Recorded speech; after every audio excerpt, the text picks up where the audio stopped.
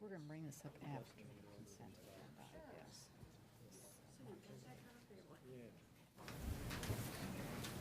Oh, well, let's put in the consent agenda. We're not quitters, we're just getting, try again, so. Well, no, it wouldn't be in the consent agenda, it'd be after. just after. Yeah, after. I just wrote it down. So how was your first week? Glad to see you were still here. Switch chairs. You just gave me that.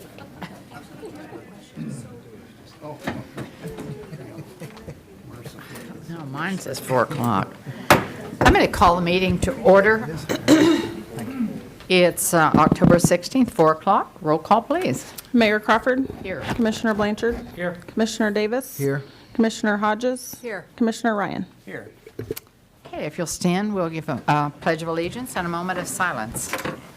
I pledge allegiance to the flag of the United States of America and to the republic for which it stands, one nation, under God, indivisible, with liberty and justice for all.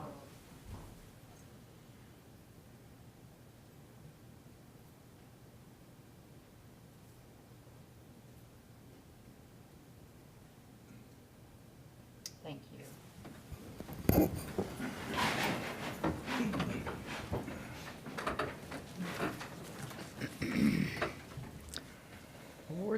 Awards and proclamations. Item 3.1, the month of October 2017 as Bullying Prevention Month in the city of Salina. Chantel Torres will read the proclamation.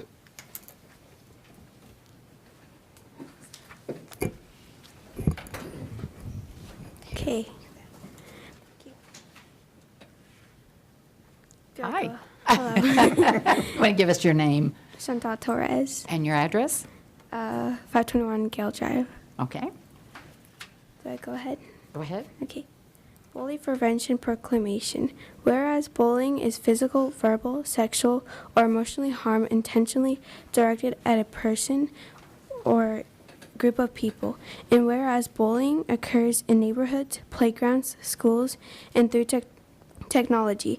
And whereas various researchers have concluded that bullying is most common form of violence, affecting millions of American children and adolescents annually, and whereas thousands of Kansas children and adolescents are affected by bullying annually, and whereas targets of bullying are more likely to acquire physical, emotional, and learning problems, and students who are repeatedly bullied often fear such activities as riding the bus, going to school, and attending community activities, whereas children who bully are at greater risk of engaging in more serious violent behaviors, and whereas children who witness bullying often feel less secure, more fearful, and intimidated.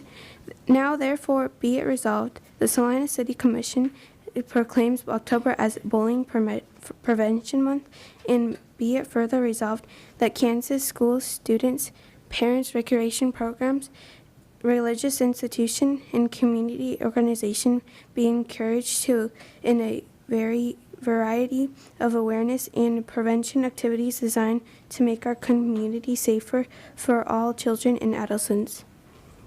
All right, thank you. And do you have any special activities scheduled for the week For the week. or for the month?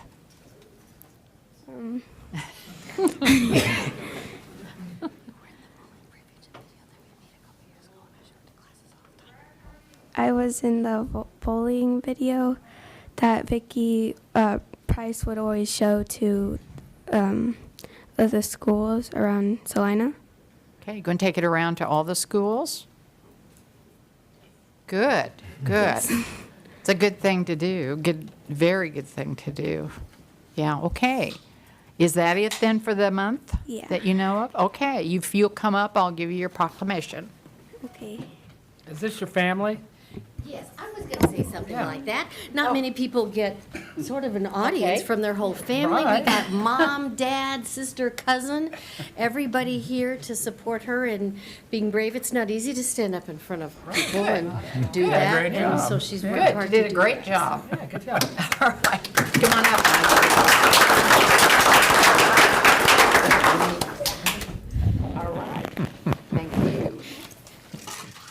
so you know, if you want to get some anti-bullying shirts, you can go to our CAPS website. We have short sleeve, long sleeve baseball shirts, just so that you could be a part of the team as well. Thank you. So they're models as well. Yes, they are. Very well done. Very nice. Also, I like the pink color for October. They come in a variety of colors, Mayor Crawford, so. Oh, okay. Right. Thank you very much, and thank you for the family coming too. That's great. Thank you. Okay, we'll go on to Citizens Forum. Is there anyone here who would like to express themselves to the commission that an item that is not on the agenda? Just give your name and your address. I hadn't planned on saying anything, but I was coming by at the time Okay. and peddling K-State tickets down here to somebody. Okay. Anyway, my name is Tim Howison. I was a real estate broker almost 40 years, and I've land developer 25 plus. I wanted to give a little brief input, and I'll keep it right to the point. The special assessment thing is a necessity for Salina because of the growth rate. Most developers do not have the funds to go in and fund $1.5 million, $2 million. But when the city cut off those special assessments, in my opinion, they were 100% correct at the time. The economy was skating. It was very, very dangerous. But if you don't incorporate it when things are reasonably good, you're affecting a lot of plumbers, electricians, framers, and there's a carry-down effect on the money in Salina, and it's substantial. Because I hear it from those guys when they're not funded. Now, should you fund out 100%? No. But I think a policy should be open to review at any time because the economy's open for review at any time. It's up and down, and it's you can't count on anything being the same way. So forming a policy is fine, but I think you need to keep it open. I've been through every scenario, paying for all the specials, doing a letter of credit for 35%, paying 20% cash, we've done all. But the amount of homes being sold, the number of housing permits isn't large enough that a developer can come in or a builder and sweep and do a whole block of homes. It hasn't happened like that around here since the 60s. And so I just feel that you need to keep the door open. And right now, I think that it's reasonably good economy that doing special assessments, bonding them out is smart. Now, what percentage? I think it fell to 80 and then it went down to 70, I think, at one time. Maybe I'm wrong. And if it got really rough, it might have dropped to 50. But there have been developers that have dumped many years ago, 30, 35 years ago. We had a couple of developers go down. And that's always a possibility. But I guess what I am saying, for the sake of the Salina economy and how many subcontractors that you affect, and that's a carry-down effect quite a ways, I think you should try to do it when you can. All other elements, the proper area and all that stuff, well, I think your city staff knows whether the utilities and stuff are reasonably close to keep the costs affordable. If they were clear out of line, then that'd be something you wouldn't want to necessarily get into. If it's going to cost a fortune to get the water and sewer there, the city's taking most of the risk, with 70, 80% bonding. But anyway, I just wanted to input that. I thought about it, I read the article, and it seemed like to me that the majority of commissioners, as well as all of the new ones coming in, didn't really have a fix of why we've got to have this, most of the time. Now, it didn't take any money out of my pocket because I'm not doing any more developing in town, but I'd even said to one staff member here years ago, just before you guys cut it off, that I thought you should. I mean, the economy was bad, very dangerous, and there were a couple other local towns here to the east that projects dumped, and the city picks up that situation. You probably know where I'm talking about, Abilene Junction City. And so there is a time and place for it, and I think it is very strongly needed, but I think it's something that should be subject to a month, if need be, a change in a month. Because it can happen that fast with the economy. Any questions? Appreciate your Anyway. bringing that to our attention. Appreciate you bringing that to our attention, And Tim. by the way, we paid for our special assessments on Wildcat Circle, $1.95 million. We funded out part of it, but we hit it at the wrong time, and we lost our butt. We sold lots for a lot less. The recession hit, several things occurred, and but that's the development game. But I'd say most of your developers are not in a position to fund it out, ever. And the banks, they're very leery of doing it. We had some cash at the time, but anyway, I felt you all kind of needed a little bit more information than what has been said. If you were in Appreciate that. Kansas City, Wichita, or Topeka, we wouldn't even have this discussion. There's enough volume going on down there, or Tulsa, that they plow right down the street. They're building 6 at a time, different stages. But that did occur here in the 60s for a little bit, but anyway, that's pretty much it. Madam Mayor, can Yeah. I ask you a question? Just Sure. since you're here, and Pardon? I'm going to take advantage of your being here, just not hold you to any figure, but what's your off-the-hip guess as to the bottom line percentage that most developers here need to make their projects go? Or the They don't have builders that develop? kind of cash, and they don't have access to that kind of cash. We don't have, the number one thing affecting it, we don't have enough new construction going up. But on real estate, there's a roll factor. The new house is here. The people, 75,000 and less, are moving up to that. The people down there, there's about 3 houses involved in every transaction on a new one. You don't see it, but we see it. And so it's that role too on economic activity. But it's, obviously, there's always a danger in bonding anything out. And I think the vast majority of these have been okay. But, of course, I think commissioners are watching a little closer than what they did 40 years ago, 30 years ago. You've got to. The economy is still, in my opinion, in a recession out in the Midwest. It never ended. But now there's people that don't realize it, but it's a double-edged sword. If you don't fund it, it's going to be even worse if the economy's reasonably good. You affect so many people. I hear it from the electricians, the plumbers, the framers, and all those guys. Sure, all those guys complaining need 'cause business. they don't have enough work. Right, that's Yeah. right. They need business, yeah. But should it be done all the time? And I know I'll get some tomahawks thrown at my back. No. And when you cut it off, I thought you were 100% correct, because it was extremely dangerous at that time. So I'm just trying to say, if you can work it with them, I think you should try. But there are times when you got to change it the next month, Anyway. Okay. Thank you. Anybody Thank you. else have anything? I just had one question for Mr. Thank you, Gage. Tim. When, That's okay. Oh, Did no, you have no, a question of? no, it was I for think Mr. it's Gage. for yeah. Jason Gage. When are we looking at bringing Thank you. back the special assessments policy?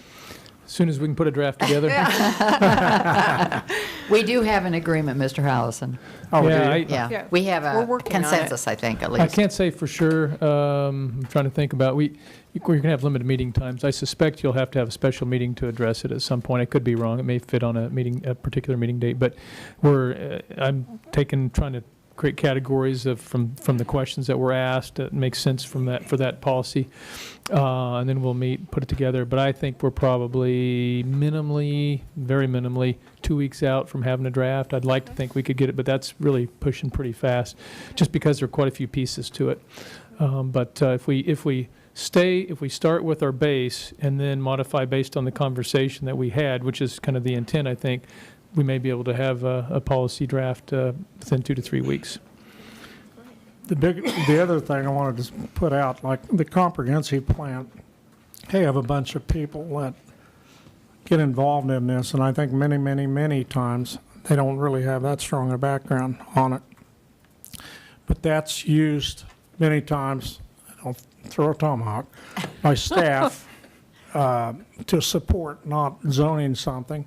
Things change. You've got to be a little flexible here on some stuff and use common sense as commissioners. This is the same thing. A policy's great, and you know there's a lot of stuff involved. Which ones do we look at? Which ones don't?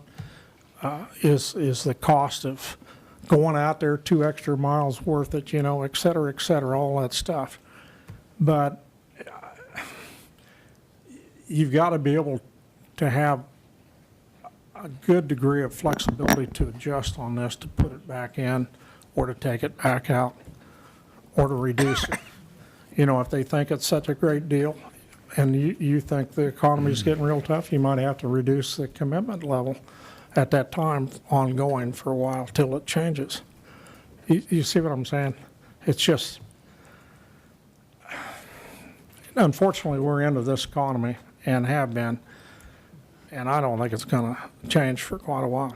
So that was the main reason. I thought that they could use a little impetus, and I think that things have corrected themselves enough to do a second look and start doing it, you know, on a reasonable percentage. But, and yes, it should be done on the same percentages, but I think there are certain projects that could be risky because of how far you got to advance this stuff to get to the site. Thank you very much for your Thank you. input. Appreciate it. Thank you. Thank you. Mayor, in our executive session, we discussed, we received a staff update regarding the Markley Road sanitary sewer project, but, and we could add that to agenda, but if those people that wanted to comment are here, maybe we could just take it under the open session here? Or would it be better to have it? Well, that is certainly can be approached however you prefer to approach the matter. The only thing I would mention, I think, Commissioner Ryan, you referred to executive session as opposed to the study session. Oh, and sorry. I want to make sure that, Yeah. sure that folks know that I which overspoke. of it was, which of the two it was. Good been I ground in. think if, That's fine. If the people who are here to talk about the Markley Road sanitary sewer line want to come up and give us their name and You know address, what, that'd be can fine. can we do what, I mean, I kind of felt like it was presented in the study session that adding this to the agenda would help allow us to get a staff update of what exactly we're talking about. I would feel much more comfortable if we added this as just a discussion item on today's agenda so that we can have an official record that this is what took place. So if any property owners felt like, hey, they heard other people and they didn't hear us, that we would provide that equal opportunity. So I don't know if now would, Mr. Bankson, be a good time to add that to, as an item 7.2? if that's the wish of the commission, this would be a good time. Okay. yes. I'm certainly fine with that. Then I would make Is that a okay? motion that we add item 7.2 7.2, okay. to be a discussion with staff concerning an update regarding Markley Road sanitary sewer project. That's a motion? Yes. Okay, second. Motion and a second to add 7.2 regarding Markley Road sanitary sewer. All those in favor say aye. Aye. Opposed, same sign. Okay, all right, well, we're okay on that then. Okay. Consent agenda? Item 6.1, approve the minutes of October 9th, 2017. Item 6.2, approve change order number 2 for the sanitary sewer line maintenance project number 63105 to Mayor Specialty Services LLC and the amount of $66,260.26 and revised contract time of completion from May 31st, 2017 to December 31st, 2017. Item 6.3, approve resolution number 17-7486, authorizing the mayor to execute an agreement between the City of Salina and Mize Hauser and Company, certified public accountants, for an audit of city records for the year ending December 31st, 2016. Item 6.4, approve resolution number 17-7484, amending the solid waste management plan for Salina, Saline County as part of the Kansas Department of Health and Environment 5-year review process. Item 6.5, approve resolution number 17-7487, authorizing the mayor to sign an agreement for permanent trail easement with Bill S. Medina Trust and authorize the mayor to accept the executed permanent trail easement from the Bill S. Medina Trust. Item 6.6, accept the offered sidewalk easements located in part of Lot 3, Block 3, replat of Schiphol Addition, Blocks 4, 5, and part of 3, also known as 1802 Fawn Street, and in parts of Lots 1 and 2, Block 1, Riffle Addition number 2, for the 2017 new sidewalk project. Project number 70020. Okay. Is there any particular item a commissioner wants to draw off the agenda or consent agenda? Nope. For more information? Madam If Mayor, not, I'll accept I'd make a motion to,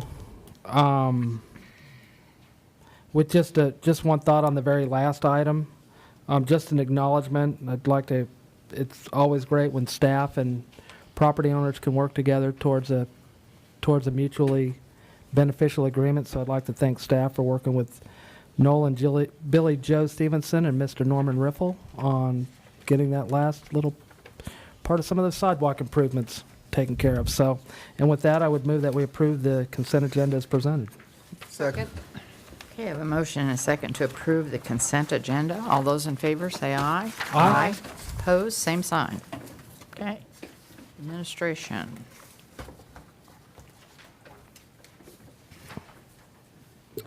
Item 7.1, approve change order number 2 for the downtown wellfield improvements, contract 2 air strippers, project number 10-2840. Thank you, Mayor and Commissioners. There's a lot of information in the staff report about dates, times, and dollars. I'm not sure I can repeat all of those without problem, so I'm just going to tell you the story. And so basically, the contract 2 air strippers was part of the downtown wellfield improvements.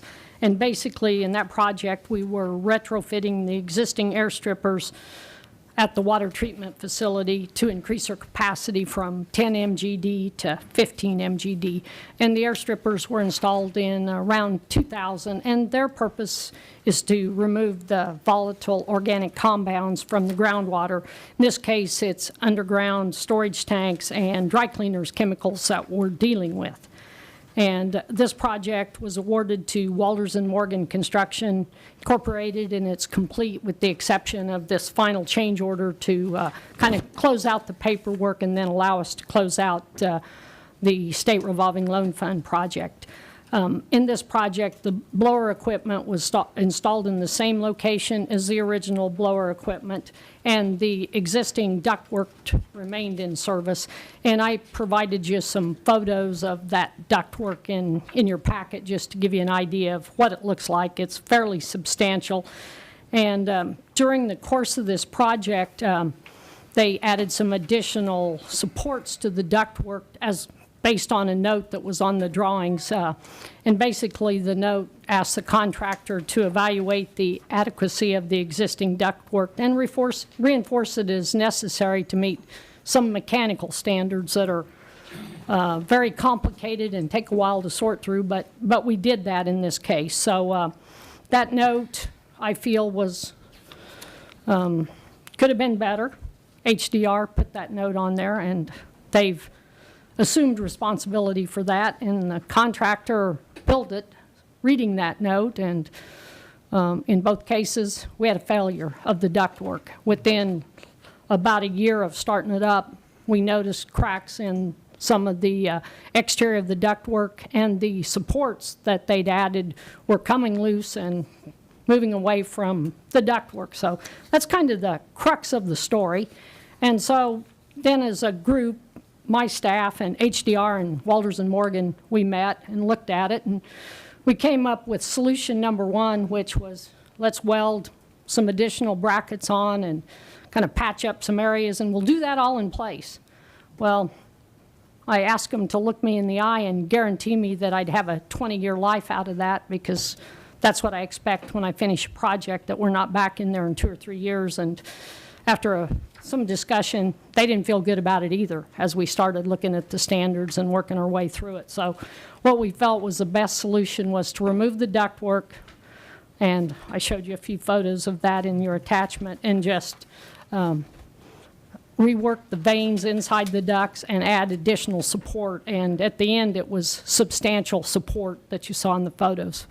And we've had the ductwork in operation for about 8 months, and we're seeing no signs of any issues with it. So we feel pretty comfortable that we're in good shape this time, and we're going to have a long life out of it. But at the end of the process, the cost for this work was roughly $55,650 and some change. Out of that, we, the city, had asked for some additional hatches that would allow us, as we found we needed to do some work inside on a bearing.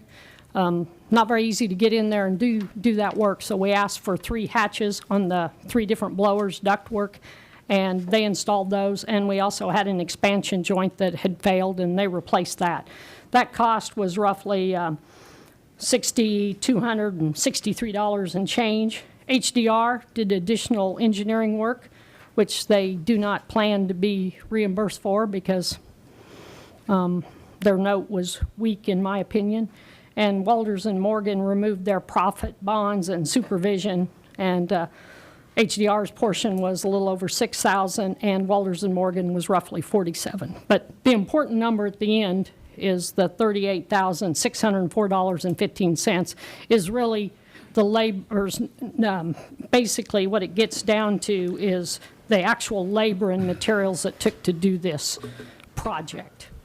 And so what we're proposing is that that component gets shared 3 ways, with HDR taking a portion plus not being reimbursed for their engineering, Walters and Morgan not being reimbursed for their profit supervision. And I feel that it's fair that the city pays for their third, because we really do. I don't like the idea of, if we'd have done it right the first time, we'd have paid for it anyhow. I don't like that process of thinking, but we really did ask for something that would hold up and last for years, and I feel like we got that, and we were a part of making that decision, and feel like that was a good decision on our part. But basically, this change order would add $32,000 to Walters and Morgan's contract. $12,868 would be paid to the city by HDR, and the city share would be $19,131.95, or around $132 there.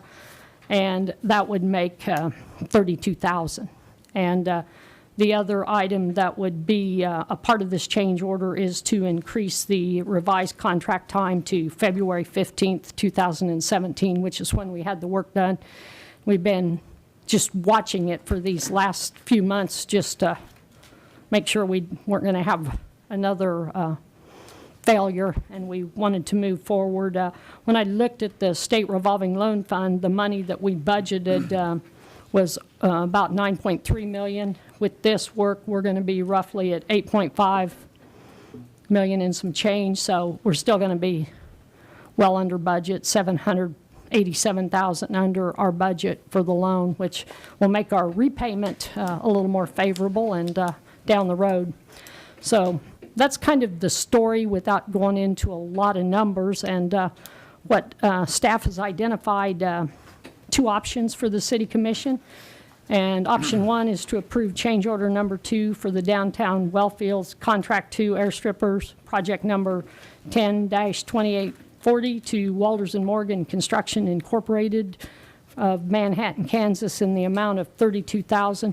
The revised total contract is $1,086,448, and the revised contract time is from June 1st, 2015 to February 15, 2017. Option 2 would be to deny approval of change order number 2 and give further direction to staff. Staff recommends option 1. I would be glad to answer any questions or get into more detail with the numbers if you'd like to, but that's kind of the short story, and I'm sticking to it. Okay. Any questions?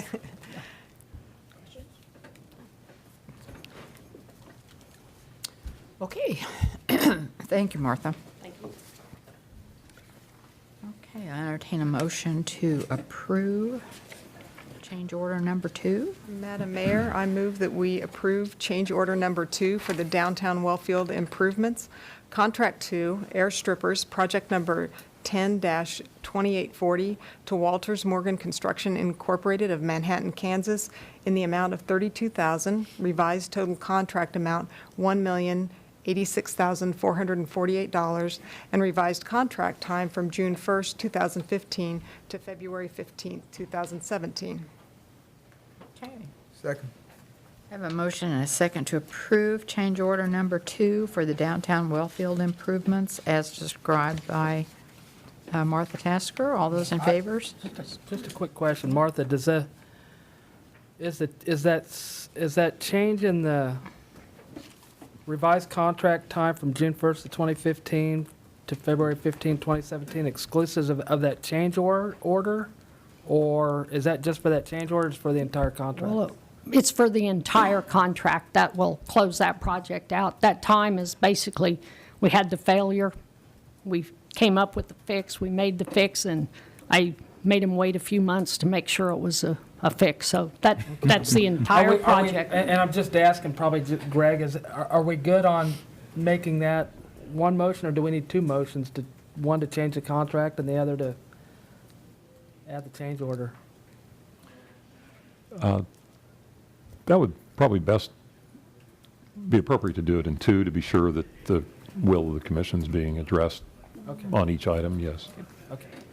Both are covered in the change order. The time and the dollars are both outlined in the change order. So, offer that. Either works. I just want to be sure that, Okay. you So know, I just I wouldn't wasn't- want to suggest anything that kept you all from Well, addressing. when I was reading and preparing for this, I thought, okay, we got two different things here. But if they're one But thing. she's got then- it, yeah, she's got it I under. covered them both in the change order, the time Okay. and the. Yeah, I think we're So I'll okay. leave my motion There we intact. go. All right. We're always good to happy me. to break it down as far as you Okay. all wish to No. break it down, to make sure we're ascertaining your wishes, so. Okay. Okay, we have a motion and a second to approve change order number 2 for the downtown Wellfield improvements. All those in favor, say aye. Aye. Opposed, same sign. Okay. We'll go on to item 7.2.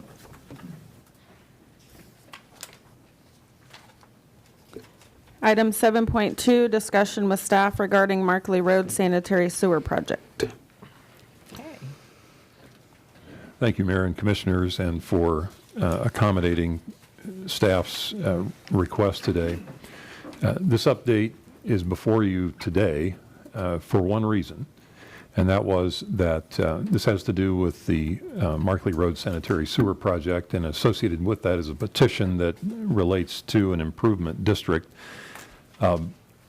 Property owners within that district, we learned this morning, and they understandably had reason to believe that this item, or the anticipated resolution of advisability, would be on your agenda for consideration today.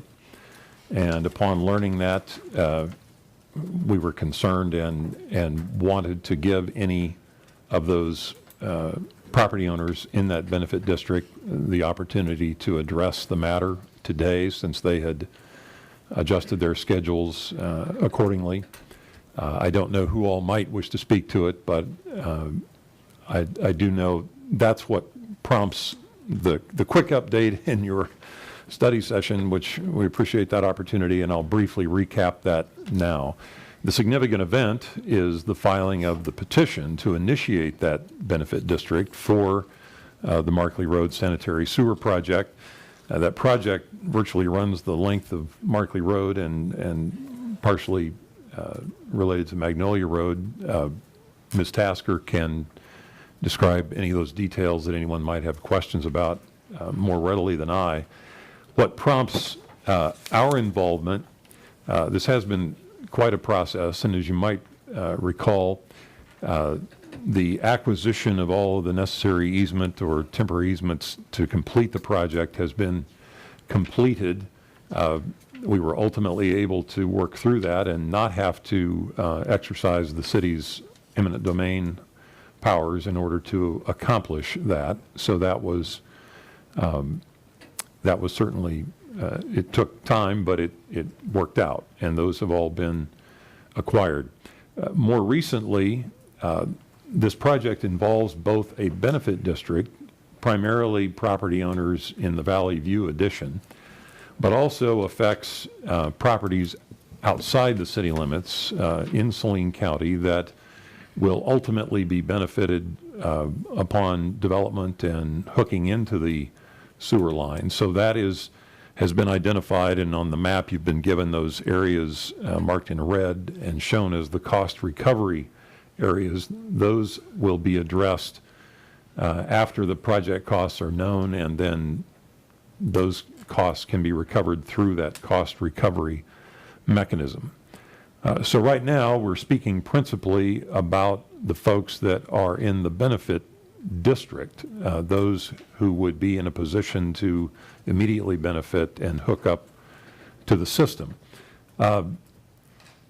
City staff's concern or interest was to be sure that everyone in that potential benefit district had full and complete information and the opportunity to know whether or not they wished to sign the petition requesting the improvement or not.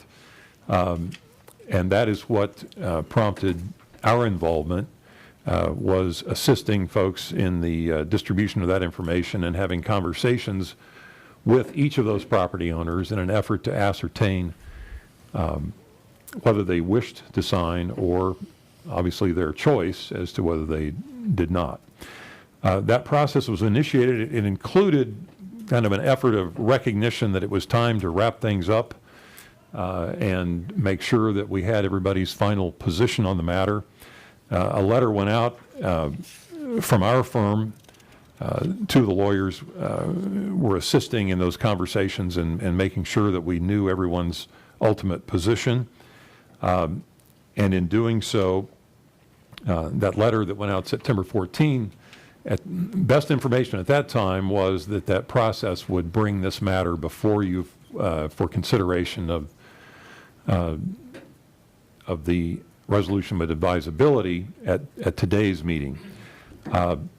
As it turned out, things have progressed in that the point was reached where we felt like we had everybody's final position as to whether they wished to sign or whether they did not wish to sign, and the petition was actually filed last Friday, the October 13.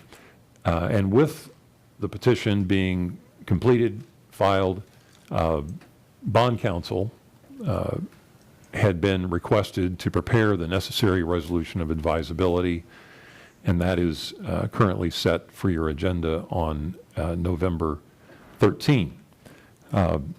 But as I mentioned with the information this morning, that understandably from that reference in the letter, there were certain property owners that anticipated that the matter would be before you today and that they anticipated appearing. That is what prompted us giving you the update and asking you to entertain any comments that they might wish to make. Commensurate with that is probably further notice to all of the property owners in the benefit district so that everyone knows that, yes, that resolution of advisability will be before you on November 13th for your formal consideration at that time.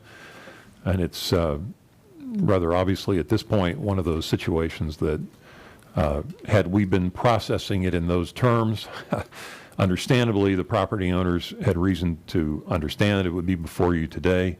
We were not anticipating this process, as it turns out, with the signatures on the petition, doesn't anticipate a public hearing. But if we had it to do over again, we would have sent a letter out to everyone notifying them that of what these developments are, and that the resolution of advisability would be formally considered on the November 13th. But with that, we appreciate your willingness to receive the update and entertain comments by those who have appeared, and appreciate those who are appearing and their interest in the matter. Okay. I'd entertain any comments. Just bring yourself up to the microphone. Give us your name and your address. My name's Rod Hancock. I live on Valley View. I was the first one to move there. And yes, I voted yes. Just to give you a little history, we've lived there since 1980. When that development was developed, they let a developer come in there. We didn't have the city water. We had the city water. We had a private water line and individual septic tanks. The sewer system we've been working on, primarily Dr. DeTurk and me have put effort in this probably for 15 years. Okay, and then the unfortunate thing that come along is the houses on the east side of Valley View to the north. A lot of those people hooked up in advance to the development that was to the east, which took them out of our benefit district and probably ultimately cost us all more money because there's less people doing it. But I don't know what the exact count is, probably 7 or 8 houses that came out of this benefit district. They've been on sewer for a couple years. Just because of gravity, they could go to the east, and I would have done it too. But you know, this is important. You know, we finally have a city water line now that the city owns, and this will kind of make it complete. But we have put a lot of effort into this, and really thought it was going to be done way before now. So keep that into consideration. And, you know, ultimately some of these, and I'm sure our costs vary. Some people own 2 lots, some people own 1 lot. So the guys with 2 lots per square footage price are paying a pretty good chunk of change for this thing. But ultimately, some of that cost could have been deferred earlier had we done this sooner. But we are definitely in need of it, as you'll soon hear. Thank you. Appreciate your comments. I'm Dwayne DeTurk, and I live at 1854 Valley View, and I voted for the sewer system. I think I've had a sewer system, or I've had a septic system for about 20 years, and I'm ready to join the modern age. Okay? I bet you are. I am. And so, as Rod said, you know, we've worked on this for a while, and we've come close several times, and not through our own fault, it kind of fell through. But, you know, I think for the neighborhood, I think we have the numbers that we need in the neighborhood to go ahead and make this project happen. And at the same time, septic system in the city limits just doesn't quite seem right anymore, okay? So, you know, I'm here today. I got a letter to say if I was interested to make my point known, and I'm here to do that. You know, I'm raising this hand, okay? And I'm also raising this hand, okay? You seem to be anxious to get out of the septic system. I'm in favor of it. You know, I can't say any more than that. Okay, thank you. All right, thank you, Mr. Turk. Okay, anyone else? Okay, appreciate your comments very much. Okay, anything else? Development business? We have no development business.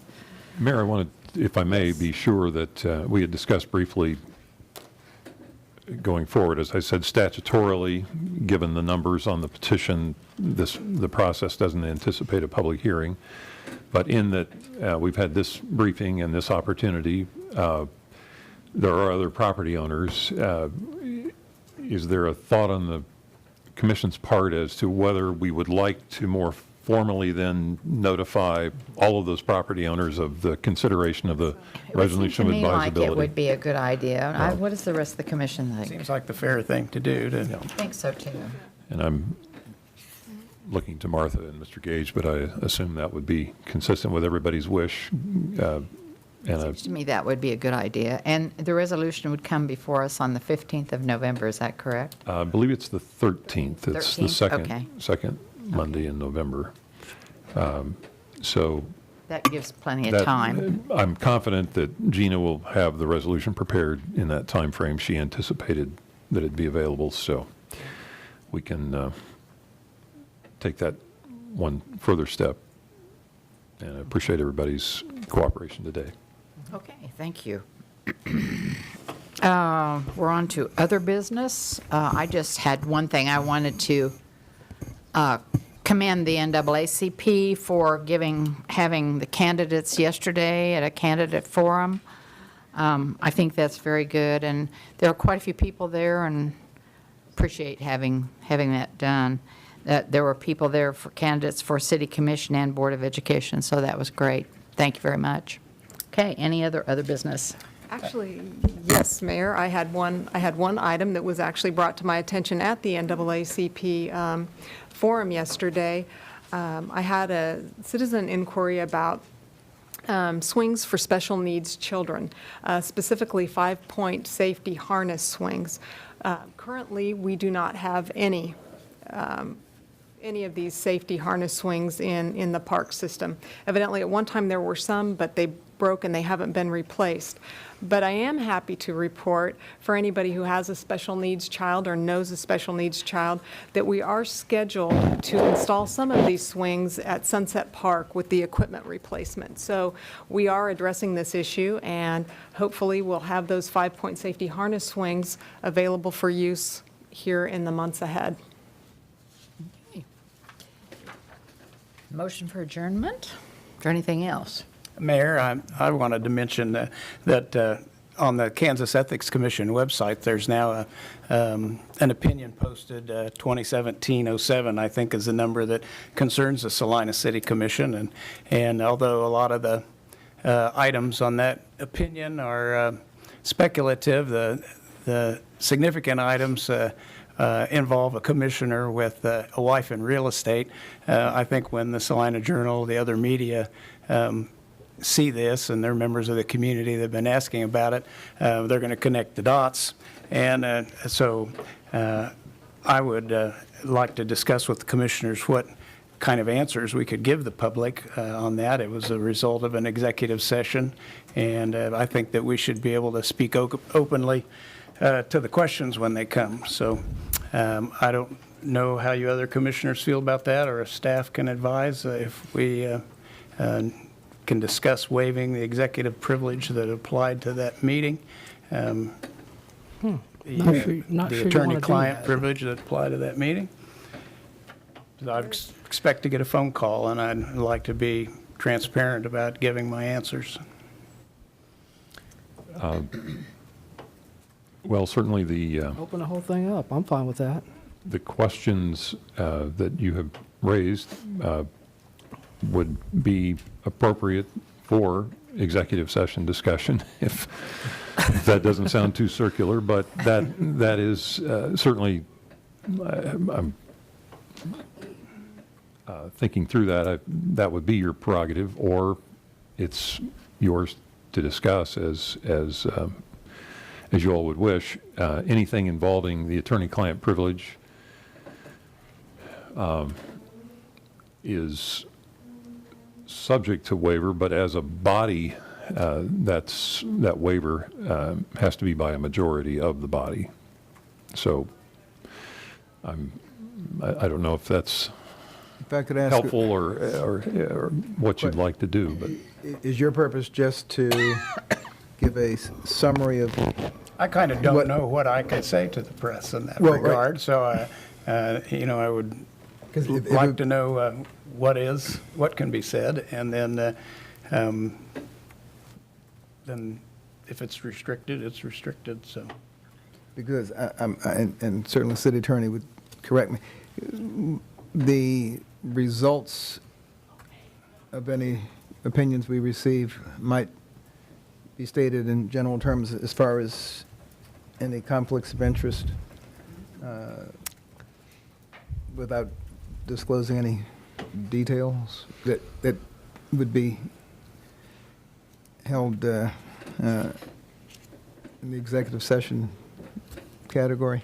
I mean, I'm assuming you just, if the paper were to call you and ask you For more details, then if I can't speak to any of the details, then I would do nothing at all. But I presume that they're going to call the other parties that are mentioned in that and get other information. So I think it'll make this commission look badly if we don't just be transparent about it. I have a quick question, maybe of the commissioner and of council. Recommendations given on the Kansas Ethics Commission website are for, how would you characterize that? It's not, they don't do an investigative work. They do more of they're posed with a speculative question, and they're asked to opine on that. Is that pretty much the way that goes? And is that what Advisory the role. nature of our request was? the role of the Kansas Ethics Commission in relation to local bodies is providing advisory opinions based on factual scenarios presented by whomever requests the opinion. And was that what this was? Is it an advisory opinion? Yes. Okay. Then I would just ask the commissioner, what exactly is a difficult question that you would have to answer in regard to an advisory? I have no idea what they may ask me, and I'd like to cooperate with the will of all my fellow commissioners, and there was more meat in that meeting that might be spoken to that might be fair for the public to know. And what was the opinion number of that thing? Because I think you have a couple of opinions on that ethics I page. think it was listed as 2017, it was the year, and then Okay. number 7. And then do you recall what your first opinion was, the number of that one? Was 2015 what? I don't recall that Okay, one, but you well- can search them. Was this 2017-07, was that an advisory opinion at the request of the city of Salina, or was it at the request of an individual commissioner? It was at the request of the city of Salina. Okay, and then the advisory opinion in 2015, was that also at the request of the city? No. No, that was at my request. Oh, okay, but you don't remember do you want to talk about that right now? I mean, you're free to talk about that. Well, that's not the subject matter here, and Well, that is out there and been discussed. If you want to sit down with a cup of coffee and ask me any questions about it, I'd be Oh, I glad know all about it. to I don't need discuss to- it with you. So, Well, I'm just saying is that one was your request, and I think what council is getting at is that I think if we had asked for an advisory opinion and we got the advisory opinion, I think all the facts contained within that request are within the document itself. So I'm not quite sure exactly what it is that you're trying to get at.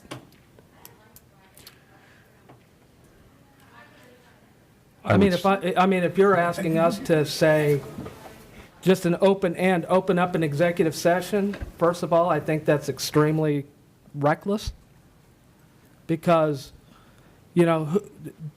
first of all, were minutes taken in that meeting? No. Okay. Now, how do we know by opening up an executive session that whatever the commissioner talks about is accurate. My thought is if the attorney-client privilege is waived for that meeting, then all of the commissioners could talk about it. If Commissioner Blanchard's opinion is the consensus of this group, then I'll just stop talking. And that's fine with me if that's the way the entire commission wants it. So we can stop right here if the other commissioners feel that way about it. What is the consensus of the commission?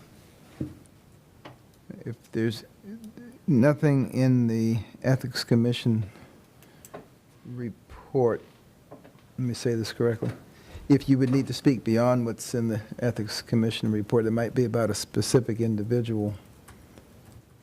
I would not have any reason to discuss anyone else's questions, because all of us, not all of us, but several of us had questions that were answered.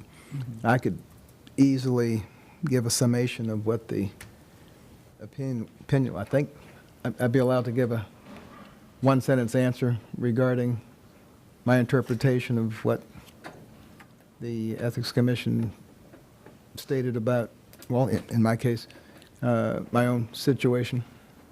Certainly. Without disclosing any executive session communications that would be protected otherwise. That is correct. The,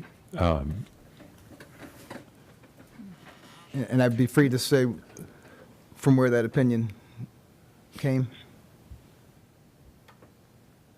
It's a matter of public record. Right, that's. It's on the Kansas Ethics. Right, that's what I'm Commission's thinking. So, website. I mean, I would just be restating what someone else Right. could research anyway. I'll simply say that I stand available for further executive session discussion if any of you would find that beneficial, or a majority of you would find that beneficial. It would take a majority to do that.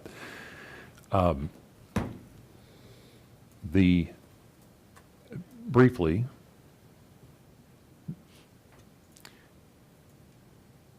the privilege is yours to waive, not mine, the attorney-client privilege. Anytime we go into an executive session on the basis of attorney-client privilege, this body has that privilege. And any waiver of that privilege involves a majority, or would require action by the majority of the body. The facts leading to or surrounding the circumstances that might be the basis for an executive session, anything anyone knows going into that executive session or learns outside of that executive session is not subject to the privilege. What is subject to the privilege is the fact or the discussions that occur in that context. So I don't know how helpful that is, but that's the circumstance under which all of that occurs. So I think if there's a desire on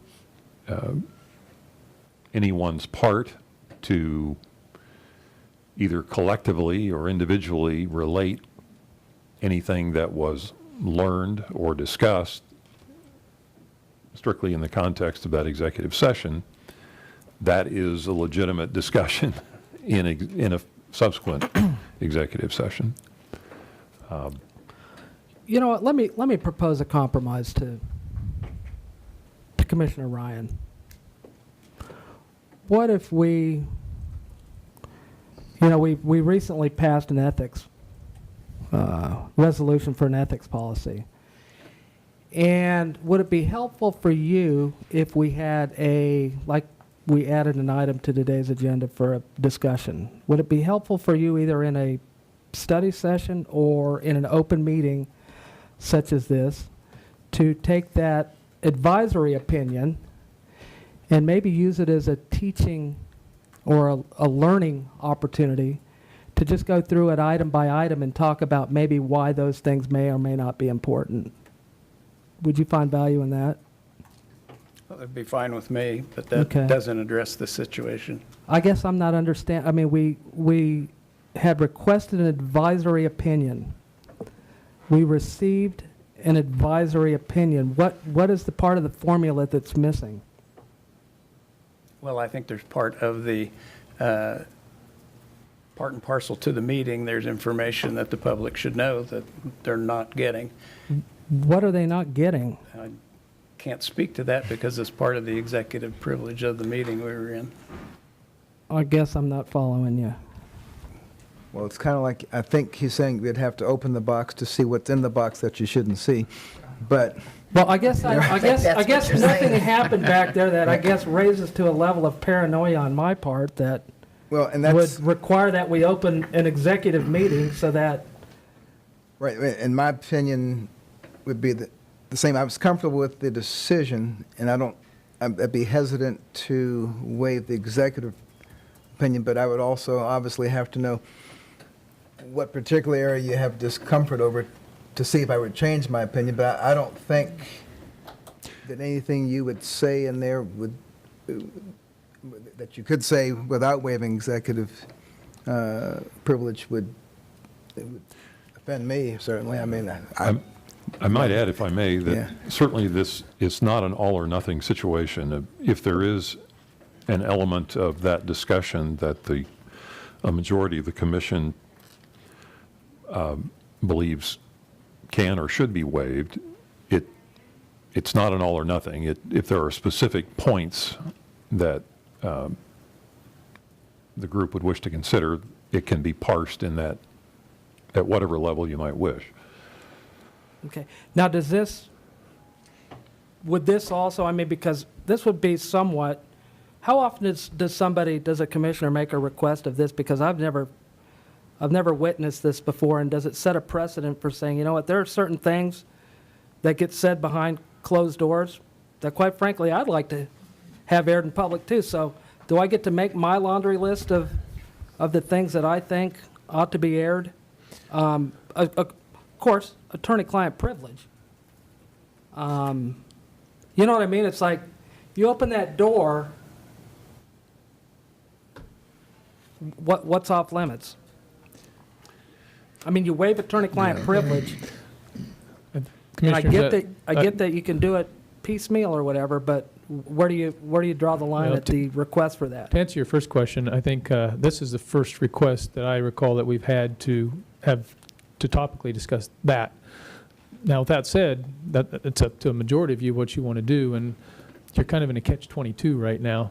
And quite honestly, if going in an executive session allows you to have the conversation you need to see, to really get the answer to that, that may be the only choice you have. Well, I'm drawn to the comment that Commissioner Ryan made earlier about how it makes us look bad. And I would just kind of point to, yeah, let's have an executive session to go into it, to discuss what we should disclose of a prior executive session. Boy, that makes us look really good. well, Stellar. actually, I would think we've reached the point where we can't discuss any further. I move that we go into executive session for 10 minutes to meet, and I don't have the flowery language, but I'm sure I'm going to be. You're going to get it. I'll be educated in about 20 seconds. Because this train's going to go no further on the current track here. Madam Mayor, I move that the City Commission recess into executive session to discuss Potential waiver of the attorney-client privilege. potential waiver of attorney-client privilege with legal counsel pursuant to the attorney-client privilege communications with legal counsel exception KSA 45-7319B2 for 10 minutes.